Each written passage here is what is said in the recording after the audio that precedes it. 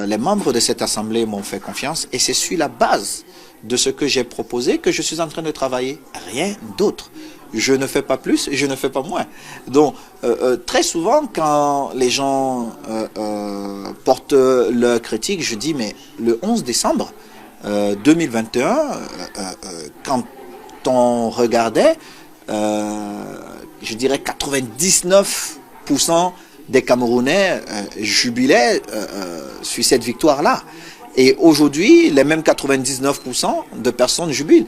Mais vous n'allez pas interdire à ceux qui sont réfractaires au changement de faire du bruit. Et ils font du bruit. Et bon, est-ce qu'ils ont raison parce qu'ils font du bruit? Je dis non, parce que je vous prends juste un exemple. Ce qui nous réunit autour du football, ce sont les footballeurs. Donc, au comité exécutif, nous prenons la décision de remettre les footballeurs au centre de tout, juste en demandant au président des clubs de payer leur salaire. Et certains vous disent que non, ils ne le font pas parce qu'ils ont pris l'habitude de ne pas le faire. Et ils crient partout que vous avez les sous. Mais nous, quand nous recevons l'argent de la FIFA ou de la CAF, nous avons, je crois, tous les 3 ou 4 mois, des audits, des auditeurs qui passent, qui contrôlent.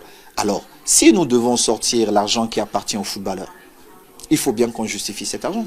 Et la seule chose que nous demandons aux uns et aux autres, c'est de prouver qu'ils ont payé les salaires.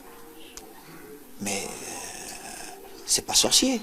C'est quelque chose, pour ma part, de très simple.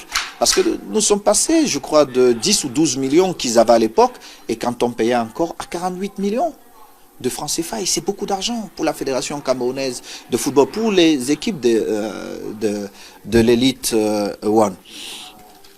Donc, je reste dans le projet que j'ai proposé et je ne bouge pas parce que je sais que les résultats sont très proches.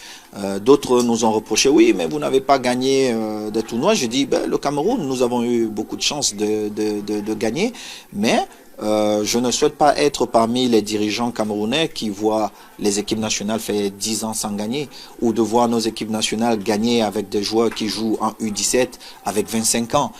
Non, généralement, je suis quelqu'un de très fier parce que j'aime énormément mon pays, le Cameroun. Je suis amoureux de mon continent, l'Afrique, et je veux pouvoir regarder les gens et avoir un débat d'égal à égal. Je veux pouvoir entrer dans un stade avec une équipe qui a réellement son âge, tout en sachant qu'elle va vraiment compétir à ce niveau-là, parce que nous ne nous rendons pas compte de certaines choses. Généralement, les équipes africaines, dans les catégories jeunes, nous gagnons très souvent. Mais quand nous arrivons dans les catégories majeures, seniors, nous ne gagnons pas. Mais l'une des premières raisons, c'est juste parce que si nous trichons dans les catégories jeunes, vous ne pouvez pas compétir avec un enfant qui a réellement 22 ans et vous vous dites que vous avez 22 ans alors que réellement vous avez 35 ou 37 ans. Il faut vous faire violence et réorganiser ça. C'est pourquoi nous nous sommes concentrés